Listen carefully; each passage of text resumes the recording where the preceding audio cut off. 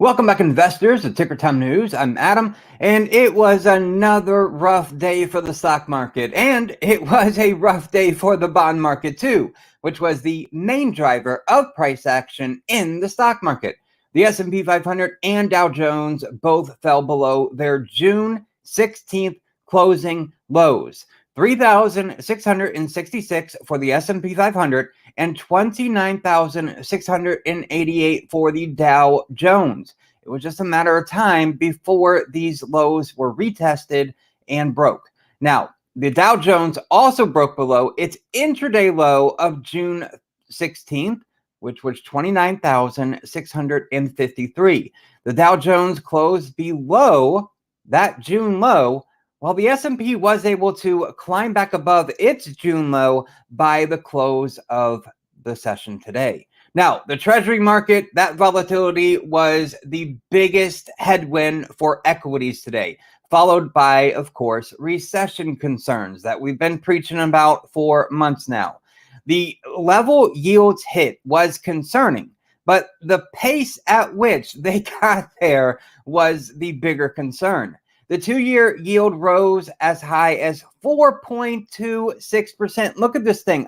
We're on a weekly view here of the charts that are in front of you. And I'm going to quickly switch this up to the 2-year yield. We go to US 02Y. That'll take you there on TradingView, and there is a link in the description. You can sign up for TradingView. It is absolutely free, doesn't cost a penny, and you can chart along with us at home. Look at the spike over the past 2 weeks on the 2-year yield. This is just running out of control. What is the 2-year yield so sensitive to? It is sensitive to rate hikes. That's right. And the Fed just gave us one earlier this week of another 75 basis points. That's 3 in a row. Could we make it 4 in a row? Maybe 5 in a row by December? It is possible. Right now, markets are pricing in a 75 basis point rate hike for the November meeting and another 75 basis points for the December meeting, bringing us well above 4% by the end of this year. Now, the 2-year, it began this week at 3.85%, but the high, remember, 4.26% for the 2-year. Yeah, and for the 10-year, well, it's not looking much better, but the 2-year is going quicker. That's why it is in an inversion. There is a yield, an inverted yield right now. Look at the 10-year, US 10Y, leaving it on the weekly time frame for the candles. For this moment, look at the acceleration the 10-year has been making. Now, today you do see a bit of a wick above the body of that candle. That could be potentially a sign of a reversal on that. And if that is true, if the 10-year does end up reversing, that would be a positive sign for the equity market. Now, the 10-year went as high as 3.82% this week, today, 3.82%. It began the week at 3.45%. Now, the 2-year did settle at 4.21%, and the 10-year did close at 3.7%. So they did pull off those highs. Now, in other news, what else shook up the SPY to lose 1.7%, the Qs to lose 1.6%, the DIA, which is the Dow, to lose 1.5%, and the IWM, which is your small caps, to lose 2.4%. Well, there was a policy move out of the UK that acted as another headwind today and sent the British pound plummeting. The pound to dollar was down 3.4% to 1.086. That is nearly parity, my friends. Now, the US dollar index, boy, that thing really spun up today like that supercharger tearing through the gears. The US dollar was up over 1.5% today, closing at 112.96. Now, look at the candle for the dollar today for this week. Wow. Wow. When the dollar moves like this, the equity market does nothing but fall into a sand pit and drop, right? They say, when you're in a sand pit, don't move as much because that's just going to force you to go down quicker. Well, investors were definitely fleeing the market That's why it was down so much, like they're in the sand pit and they don't know what to do. Yeah, the dollar was that quicksand, that sand pit that caught you. Man, that dollar up aggressively this week. As a matter of fact, for the week, this thing was up pretty big. At the start of the week, the dollar was at, measly 109. And then it got as high as 113, as low as the 109. Yeah, that dollar, it stepped on that accelerator and it did not look back. I'm not sure when it's going to look back. Look at this. There's hardly a wick at the top of this thing. That candle just kept on revving it up all week long. Now, this big move out of the UK was a huge reason the stock market fell today and fell so hard. Another factor in play for participants today was Goldman Sachs. Yeah, ticker symbol is GS for Goldman Sachs. Now, the stock, this isn't what I'm talking about. I'm not talking about Goldman Sachs and their stock here. But what I am talking about is what Goldman Sachs had to say. Look at this. For the week, Goldman Sachs down 7.4%. Goldman Sachs is cutting its year-end price target for the S&P 500 to 3,600. 3,600. The folks over at Goldman Sachs thinks that the S&P 500 is going to go as low as 3,600 points this year. Now, their previous target from last quarter was 4,300. 4,300. And they dropped it down to 3,600. And they also acknowledged that it sees a potential downside risk for the S&P 500. Hold on to your seats for this one. To 3,150. 3,150 points in the case of a hard landing. And we know that the Fed has no clue what they're doing. They're flying a plane with blinders on, and they will not come and land this plane and have a soft landing. It is going to be a hard, bumpy land for this economy, making the recession even worse. Now, price action today brought many stocks down. The advanced decline line reflected the strong selling bias. Now, decliners led advancers by a 7-1 margin at the New York Stock Exchange and a 3-1 margin at the NASDAQ. Now, small and mid-cap stocks, they suffered the heaviest losses. By looking at the IWM here, yeah, we can see that. That's a reflection of your small caps there, down 2.4%. Now, we said yesterday during the live stream that it was looking pretty darn scary for the IWM, something we called yesterday, and it surely went. Now, the long positions that we opened up yesterday in the SPY, we still have them, okay? We still have them locked in. We did not get rid of them today. We did cover a little bit today, getting some put action in there, turning some of that loss around so it wasn't so bad. That's okay. But we did not let go of them. Why? Because we still feel that there is a high likelihood of a bounce coming. Now, there are some key levels that if they get broke, if they get taken out, that this market, it could sink back down to August 2020 lows. And I'm not kidding here. I'm not fluffing. I'm going to show you what I mean in just a moment, as soon as I finish getting through these notes about what happened in the market today. Now, the Russell 2000, it was down 2.5%. The S&P Midcap 400, it was down 2.1%. All 11 S&P 500 sectors closed in the red today. Let's pull these up, the sectors. There they are on the right hand of your screen. That column there on the far right, all those red percentage points. Yeah, all 11 S&P 500 sectors logged losses, ranging from 0.5% for healthcare, ticker symbol XLV, to 6.8% energy, XLE. Energy fell far behind its peers as energy complex futures suffered sharp losses on concerns of a global slowdown. Yeah, a global recession.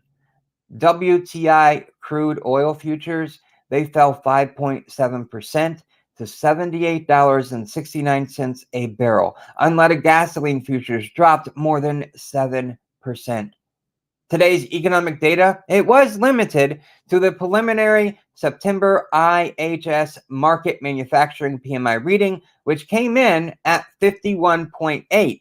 The prior reading was 51.5. So a tiny improvement there for manufacturing. Now, the IHS Market Services PMI reading was a 43.7, the exact reading from last time. And remember, 50 is the expansion contraction line. So if you're over 50 and above, you are expanding. If you are under 50, 49, 43.7, like services are right now, then you are contracting, you're shrinking. Now, looking ahead to Monday, there's no U.S. economic data of note.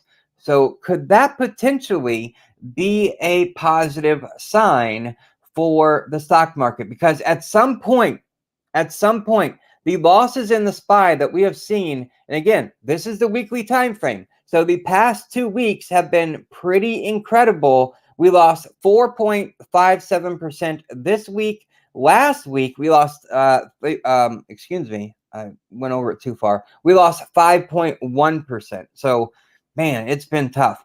Now, at some point, the market has to digest. It's got to let all of this data that came in this week, especially from the Fed on Wednesday, kind of sink in, all right? And it's got to do that, and we'll get some contraction, no more of these big, heavy falls. Now, I am working on a more chart-focused video for tomorrow to focus on the technical picture of the stock market. Now, to give you a quick glimpse of my thinking, let's do this. We're going to go to the SPX, which is my favorite ticker for looking at the S&P 500, okay? When this chart loads, you're going to see a few extra lines added to this chart, and I'm going to tell you what you're looking at here. I know it's kind of sloppy and whatnot. We are still on the weekly time frame, okay? But these blue lines going across your screen, these are the Fibonacci retracement for the S&P 500. Again, the ticker symbol SPX. This shows you exactly how I got to my low of 32.75 or 325 for the SPY for a low for 2022. It's been there for months now. I have shown it many, many times. It is there. I have not taken it away. And as a matter of fact, it is this box right here. This is that box I'm talking about. That's my 32.75 target for the S&P 500. I do believe it'll get that low. And I'm going to talk a little bit about why to kind of tease up tomorrow's video so you have an understanding here. There is a good chance that June lows will be challenged again really, really soon, simply based on the increased volatility with the VIX running up nearly 10% today, bringing it within range. It was greater than 28. It closed sitting at a 29 right now. That opens the door for a plunge towards the 3,500 level, which is approximately a 50% retracement from the March 2020 COVID lows and the January 2022 peak in the market. All right. Here it is. I've got it over here, this red highlighted box right over here. This is that 50% retracement right here. That's the level that we're looking at right now. That would bring the S&P 500 down to 3505. 3505 right there. That's a 50% retracement level for this huge run up that we saw in 2020 and 2021. Now, we have pulled back significantly. We have broken the 38% retracement level. We did that this week.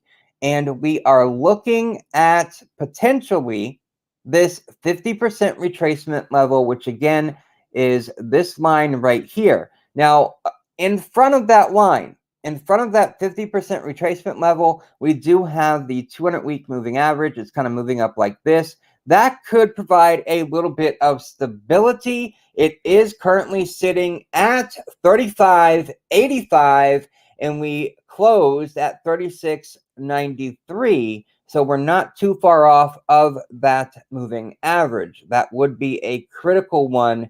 And if we do slip below it, and I think we will later this year, then we are headed for my box that I have had on here for months, and it is literally right here, this yellow box right here outlined in red. And this line right here, there's a yellow line that connects to it that runs across your screen this way, right? My arrows are hideous. Right here, it catches support, and resistance. But guess when this right here took place? August and October of 2020. Now, let me just slow down here for just a moment. If the S&P 500 breaks that 50% retracement, that's when the market will head down lower and potentially get to my box there that I've had highlighted for a while. And now if the S&P 500 does that, it'll bring it down to the August 2020 and October 2020 support. That'll all be in play. As a matter of fact, let's go ahead and take this arrow here and do it both ways, okay? Both ways. We're over here, the August and October support area is also lining up perfectly with my box here, which is actually just above the 61% retracement level, which would be 31.95.